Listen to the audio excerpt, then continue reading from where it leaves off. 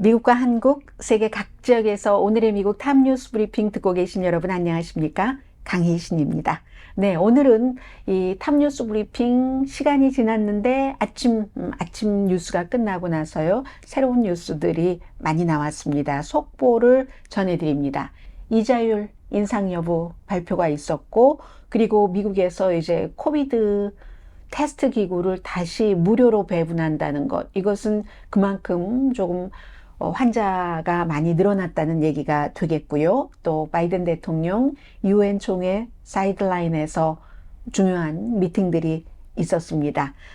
먼저 이자율 인상은 없었습니다. 이번에는 다만 이제 그 인상 캠페인은 거의 마무리 단계인 것 같은데 이자율 인하는 그럼 언제부터인가? 얼만큼인가? 이건 이제 아직 모르는 거고요. 이제 18개월 정도 이자율 인상이 있었고 이번에는 일단 스탑을 했습니다. 그래서 현재의 7월부터의 기준금리 5.25%에서 5.5% 단기 기준금리 그대로 유지가 됐고 말은 똑같은 말입니다. 앞으로도 이제 어떠한 그 데이터 같은 것을 보겠다 하는 건데 오늘 이제 그 이자율 인상은 없을 것으로 예상을 했으니까 연방준비제도 공개시장위원회가 끝나고 나서 나온 발언이 주목되죠. 19명 위원 가운데 12명이 올해 한 번 더 이자율을 인상하는 게 적절할 것 같다. 11월 달이 될 가능성이 높죠. 그게 현재로서는 19명 가운데 12명. 과반수 넘는 거죠. 지금 그렇게 된다는 거고요. 그리고 그럼 지금부터 한 거의 1년 3개월 뒤인 2024년도 내년 말경에는 이자율이 어떻게 될 것인가. 그때 이제 대선을 포함해서 많은 중요한 선거가 치러지는 시점이죠. 그건 5.1% 정도가 될 것이다. 그러면 지금이 5.25에서 5.5%니까 아주 크게 내려가는 건 아니죠. 6월 달까지만 하더라도 내년 말에는 기준금리가 4.6% 정도는 될 것이다 라고 예상을 했는데 지금은 5.1%로 상향 조정을 했습니다. 내년에 금리 인하폭이 6월 달의 예상보다 적어진다는 거예요. 내리는 그 폭이요.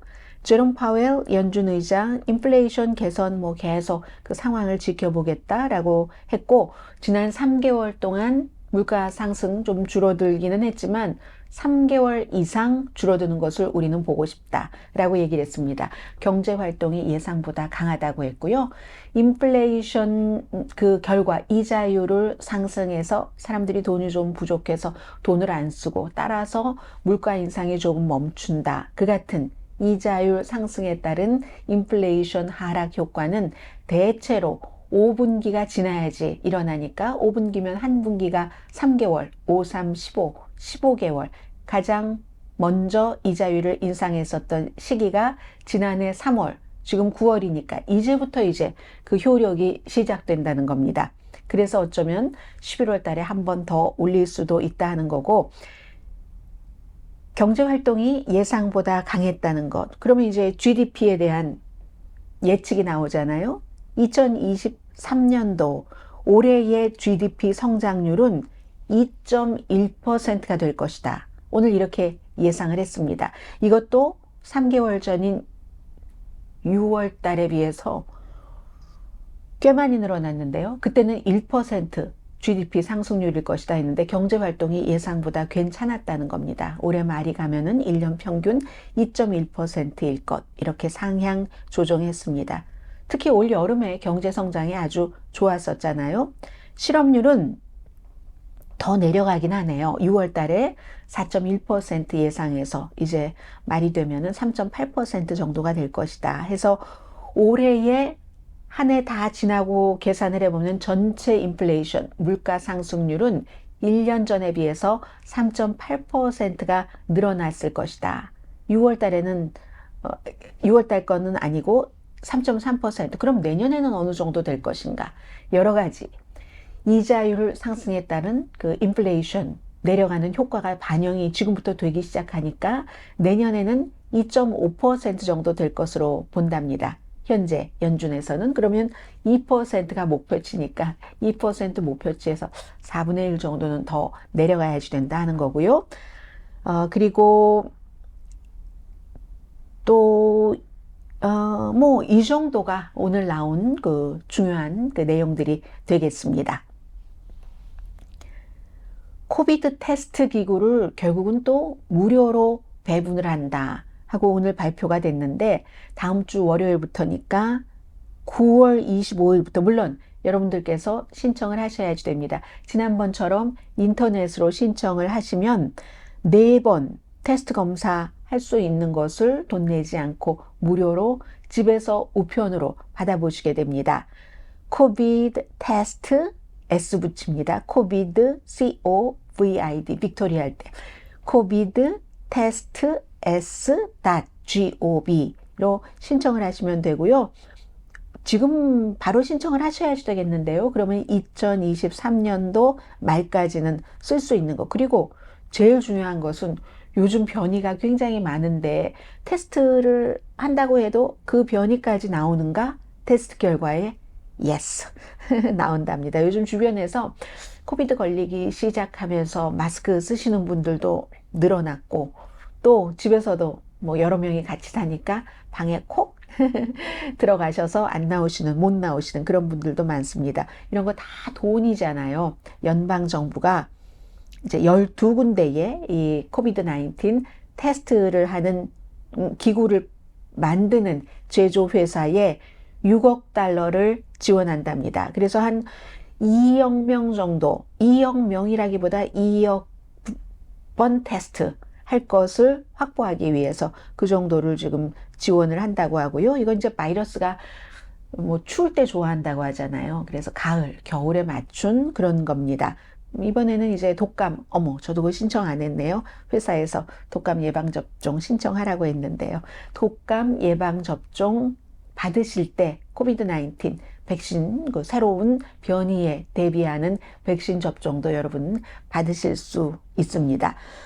오늘 ABC가 보도한 걸 보니까요, 지금 코비드-19으로 인한 입원 환자 수가 계속 늘어나서 3월 달 이후에 처음으로, 6개월 만에 처음으로 지금 코비드-19으로 인해서 입원한 사람이 2만 명을 넘었답니다. 그러니까 조심을 조금 하셔야지 되고요. 여러분들 피곤하지 마시고 잘 드시고 많이 주무시고 저도 요즘 재밌는 거 보느라고 잠을 잘 못 자고 있는데요. 오늘도 볼 예정이고요. 아무튼 건강 조심하시기 바랍니다. 자, 2가지 뉴스를 짧게 전해드리겠는데요. 바이든 대통령이 월, 화, 수 사흘 동안 유엔이 있는, 본부가 있는 미국이라는 나라의 대통령으로서, 그리고 세계의 지도 국가의 대통령으로서 유엔 총회에 참석을 하고 있습니다. 어제 이미 연설은 끝냈고요. 세계적인 여러 가지를 얘기를 했고, 오늘은 이제 이나시오 루라 다 실바 브라질 대통령을 사이드 미팅으로 만났습니다. 브라질 대통령과 미국 대통령이 어떤 정책에 있어서 완전히 맞는 것도 아니고 통치 스타일도 다른 부분이 상당히 많습니다. 그러나 미국은 지금 브라질이 필요합니다. 브라질도 미국이 필요하죠. 그리고 그 브라질은 가끔 자주 중국, 러시아와도 손을 잡고 큰 일을 합니다. 그러면 이 두 나라 대통령이 서로가 필요해서 만나려면 공통점이 있어야지 되겠죠. 오늘 두 나라 대통령이 만나고 나서 가장 강조를 한 것은 미국과 브라질이 더 이 노동자의 권리를 강화하는 것에 우리는 합의를 했다. 이런 얘기를 하고 있거든요. 특히 어린이 노동자 많습니다. 브라질에도. 여성 노동자, 성소수자인 노동자들을 차별하지 않는 것. 그 밖에는 무슨 뭐 클린 일자리라든가 이런 건 이제 모든 나라와 다 오버랩되는 그런 이슈고, 노동 권리, 노동자의 권리를 굉장히 강조를 했거든요. 룰라 드 실바 브라질 대통령이 당장 소셜미디어에 우리 두 나라가 국제노동기구 International Labor Organization 그리고 G20, 뭐 브라질, 미국 다 속하니까요. 또 G20는 내년에는 브라질에서 주최국이잖아요. 돌아가면서 올해는 얼마 전에 인도에서 있었고, 그때도 그렇고 또 브라질이 또 하나 뭐 기후 정상회담 그 COP30 같은 것도 개최를 하거든요. 이때 다른 나라의 많은 대표들이 모였을 때도 오늘 미국의 바이든 대통령과 내가 협의를 한 이 노동자의 권리에 대해서 굉장히 강조를 하겠다. 이걸 이제 논의의 아젠다로 정하겠다. 이런 얘기를 했습니다. 왜 두 사람이 노동자의 권리에 대해서 합의를 했다고? 분위기를 조금 좋게 만들고 싶은 거예요. 왜 이슈를 그렇게 잡았는가? 바이든 대통령, 내가 미국 역사상 가장 친노조 대통령입니다. 라고 강조를 하는 사람이고, 이나시오 룰라 다 실바, 브라질 대통령은 이 사람이 대통령 하기 전에 노조위원장이었습니다. 그래서 노동자가 들어가는 레이버 파티, 노동당을 만든 창당 멤버이기도 하죠. 최저임금 인상안 엄청나게 강조를 했었던 사람입니다. 그리고 그 힘으로 대통령이 됐었고 한번 감옥에 갔다가 다시 대통령이 된 사람입니다. 그러니까 이 두 나라 대통령 사이에는 노동자의 권리, 이게 굉장히 중요하고 그만큼 우리 잘 지내보고 싶다는 것을 강조를 하는 거죠. 지금 이런 미팅이 하나가 있었고요. 이 같은 파트너십을 황금의 순간이다 이렇게 불렀습니다. 그리고 브라질과 미국이 서반구에서 민주주의 국가로서는 인구가 가장 많은 나라들이잖아요. 미국이 뭐 3억 3천만 명 정도, 브라질도 2억 4천만 명 조금 넘습니다. 그래서 이제 이게 굉장히 중요한 거고요. 미국에 있는 브라질리언, 미국인들에게도 좋은 그것이 됐을 테고, 미국은 특히 지금 헐리우드에서도 파업을 하고 있고, 전국 자동차 노조도 파업을 하고 있고, 바이든 대통령 아주 애매하잖아요. 전국 노동차 자동차 노조가 민주당 후보를 얼른 공식 지지를 하는데 올해는 미루고 지금 안 하고 있습니다. 노조 지지하는 건 좋은데 전기 자동차를 너무 강조하기 때문에 자동차 업계에서 오래 일을 해온 우리들로서는 전기 자동차 정책 때문에 피해가 오는 것을 실제로 입고 있고 걱정할 수밖에 없다. 지금 이런 입장이어서 바이든 대통령은 그 점에 대해서는 조금 약간 불편한 이런 게 있을 수도 있고, 더군다나 다음 주에 트럼프 전 대통령이 공화당의 두 번째 예비선거 후보 토론회 하는 날 거길 안 가고 시미밸리, 캘리포니아, 로널드 레이건 박물관에 안 오고 저쪽 동쪽인 디트로이트에 가서 전현 노조원 멤버 한 500명 앞에서 바이든 대통령을 열심히 비난하는, 전기자동차 때문에 여러분들이 이렇게 힘듭니다 하는 것을 강조를 한다고 하니까 이 바이든 대통령 굉장히 다음 주에 불편한 진실을 맞게 됩니다. 그래도 어쨌든 이나시오 룰라 다 실바 브라질 대통령처럼 뭔가 중국과 모스크바하고도 굉장히 가깝고 브릭스 국가니까요. 중국, 러시아, 인도, 브라질, 사우스 아프리카. 얼마 전에 이제 모스크바에서 회의도 하고 했잖아요. 그런 일이 있고, 그리고 그런 것 때문에 더 이제 예전에는 무조건 마음에 들어야지만 했는데 마음에 조금 안 드는 부분이 있어도 같이 가자, 파이를 늘리자 하는 뜻에서 오늘도 브라질 대통령을 만났습니다. 또 한 사람, 불편한 사람은 벤자민 네탄야후 이스라엘 총리와 사이드 미팅 했죠. 이건 이 사이드 미팅이라는 게 굉장히 중요한데 장소를 선정하는데 참 어려웠겠구나. 벤자민 네탄야후가 다시 여러 가지 스캔들에도 불구하고 당을 막 작은 당들을 모으고 해서 이거 줄게 하니 얼마나 그 사이에 거래가 많았겠어요. 그렇게 해서 총리에 당선되고 9개월이 지났지만 백악관이 바이든 대통령이 백악관으로 초대하지 않았습니다. 이번에도 워싱턴에서 만나지 않고 뉴욕에 UN 총회 사이드 미팅을 했습니다. 이거 보면 알 수 있잖아요. UN에서도 만나고 또 백악관에 또 오라고 하고, 본인은 있는 키브라는 우크라이나의 전쟁 중에 미국 대통령이 미군이 막 전쟁을 치르는 것도 아닌데 그 현장에까지 가서 만나고 하면 미국과 우크라이나의 지금 관계, 그리고 이스라엘과 미국과의 관계를 알 수 있는 겁니다. 워싱턴이 아니라 뉴욕에서 UN 총회 현장에서 만났다는 거. 그러면 만나지 말지. 만나지 않기에는 너무나 중요한 국가이기 때문에 만나기는 했습니다. 그래서 미국에서 나오는 건 뭐냐면은 바이든 대통령이 굉장히 민주당적인 정치적인 메시지를 줬죠. 내가 벤자민 네탄야후 이스라엘 총리를 만나서 이스라엘에서 지금 사법부를 개혁한다고 하는 것이 굉장히 민주주의의 위험이 될 수 있다는 우리의 뜻을 전했다. 경고를 했다는 겁니다. 남의 나라 뉴스라 잊어버리신 분들 많으시죠? 이스라엘에서 야, 이 그 사법부가 너무 진보적이야 라고 하면서 사법부를 어떤 그 입법부 행정부의 시녀로 두려고 하는 사법부의 최고 수장을 이스라엘 의회에서 맘대로 임명하고 할 수 있게 하는 이것 때문에 얼마나 많은 사람들이 시위를 했습니까? 깜짝 놀랐을 거예요. 벤자민 네탄야후도. 그래서 지금 적절하게 미뤄두고 있는데 바이든 대통령이 그걸 경고를 하는 겁니다. 이걸 이제 미국 국민들에게 전했고요. 대법원이 의회 손안에 있으면 되겠어요. 미국 같은 경우도. 그리고 대법원이 그런 거 너무 싫어하잖아요. 서로 잡으려고 하지도 않는데 약간 잡으려고 하면 미국에서도 연방 대법원의 대법관들이 뭐 누구에게 뇌물이라기보다 과한 선물, 뭐 1년에 100만 달러도 넘을 경우가 있었으니까 그런 걸 받는데도 우리가 알아서 하겠다. 의회에서 우리 대법원 일에 왜 상관해? 우리 땅 넘어오지 마. 이렇게 얘기를 하잖아요.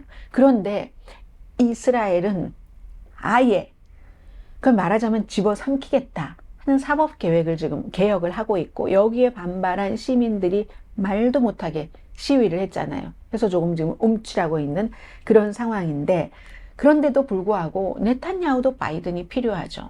세계 최고의 국가의 지도자이기 때문에. 그래서 네탄야후가 바이든 대통령에게 오늘 만나서 한 얘기는 우리가 서로 차이점은 있지만 양국에서 차이점은 있지만 민주주의를 추구하는 것에는 변화가 없다. 양국의 공통점이 있다. 라고 얘기를 했고요. 바이든 대통령도 마찬가지로 차이는 있지만 우리 미국의 이스라엘을 근본적으로 지지하는 그것은 철통 같다. 변함없다. 한반도 방위에 대해서 미국이 보호한다 하는 것을 말할 때와 똑같잖아요. 그런 거죠. 이제 중동에서 이스라엘이 정말 중요한 위치니까 그런 거고 또 그걸 위해서 사우디아라비아와 이스라엘이 더 정상적인 외교 관계를 이렇게 맺게 하기 위해서 미국이 많이 노력하는 그런 것들이 있잖아요. 지금은 그런 거죠. 그러니까 이스라엘 지금 이제 그 인터컨티넨탈 뉴욕의 그 호텔 앞에서 그 미팅이 있었던 호텔이거든요. 거기서 막 이스라엘계 미국인들이 시위 엄청 했답니다. 벤자민 네탄야후 사법부를 입법부의 시녀로 만들지 말아라 하면서 이스라엘의 민주주의를 망치는 거다. 그리고 심지어는 바이든이 이스라엘을 구해라 라는 팻말을 들고 시위하는 사람도 있다고 합니다. 그리고 이제 그 밖에는 지금 계속 바이든 대통령이 강조하는 게 이제 유럽, 중동, 인도 이런 데를 쭉 잇는 물길이 됐건 육로가 됐건 그런 기간 산업을 얘기를 하잖아요.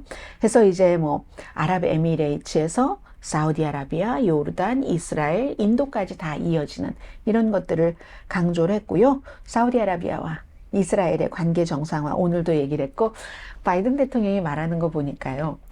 내가 10년 전에 사우디아라비아와 이스라엘이 관계 정상화를 한다 이런 얘기를 하면 사람들이 저 사람 뭐 마셨어? 이렇게 농담을 했을 거라는 얘기예요. 그게 아이리쉬 펍, 아이리시계니까 바이든 대통령이 많은 취한 거 아니야? 술 마신 거 아니야? 했을 수도 있었던 그런 분위기라는 거죠. 그런데 지금 가능해졌다는 걸 강조를 합니다. 열심히 하다 보니까 가능해졌다. 그래서 바이든 대통령이 내가 10년 전에 그런 얘기 했으면 사람들이 뭐 마셨지 바이든? 이랬을 거예요 라고 얘기하니까 이스라엘의 벤자민 네탄야후 총리가 아이리쉬 위스키 마셨다고 했겠죠 라고 얘기를 하는 그런 것도 있습니다. 그리고 오늘 이렇게 사이드 미팅으로 만나고 나서 이제 좀 하는 거 보고 하겠다는 얘기죠. 올해 말쯤에 워싱턴에 한번 방문해 주세요 하고 초대를 했답니다. 오늘 얘기한 여러 가지 안건에 대해서 조금 구체적으로 얘기를 하기 위해서 제가 지금 바이든 대통령이 브라질의 대통령과 이스라엘 총리를 만났다고 말씀을 드렸죠. 저는 오늘 아침에 여러분들께 보도를 해드린 바이든 대통령이 세상이 변한다는 걸 알고 집권했었던 처음 2년, 3년 전보다 3년 전과 지금 그 미묘한 그 차이를 보인다. 외교에 있어서 그런 내용을 전해드렸거든요. 그건 이제 세계사의 변화이기도 하고 우리 모든 인간들도 살아갈 때 현명하게 뭐 살아가는 그런 것들이 있잖아요. 그래서 한번 들어봐 주셨으면 하는 생각이 듭니다. 아침에 클립 올린 거에서 한 10분쯤 정도부터 여러분들께서 들으실 수가 있는데요. 바이든의 변화, 유엔 총회에서의 이런 거. 이건 예전에는 한마디로만 말씀드리자면은 민주주의와 독재의 싸움이다. 이 세상은. 그랬다가 점점 그런 얘기가 줄어듭니다. 민주주의만 동맹으로 해가지고는 미국이 할 수 있는 일이 너무 적기 때문에 슈링크 하는 겁니다. 그래서 어떤 때는 완전하지 않는 오점이 있는 민주주의라 할지라도 이렇게 국가가 브라질, 인도 이런 나라죠. 그리고 또 다른 모스크바와 러시아의 아주 가까운 나라도 만날 수 있으면 만나는 것. 이게 이제 바이든 대통령의 미묘한 변화고 미국이라는 국가가 또 오래됐으니까 그런 그 성숙도를 보여줄 필요도 있는 거고요. 그래서 아침에 그것 한번 들어봐 주시면 좋겠고요. 오늘 또 중요했었던 뉴스는 5시간 동안이나 연방 법무장관이 하원에 불려나가서 청문회에 불려나가서 한동훈 장관이 그 국회에 불려나가서 5시간 동안 계속 야당 의원들이 질문하고 이런 것을 상상하시면 됩니다.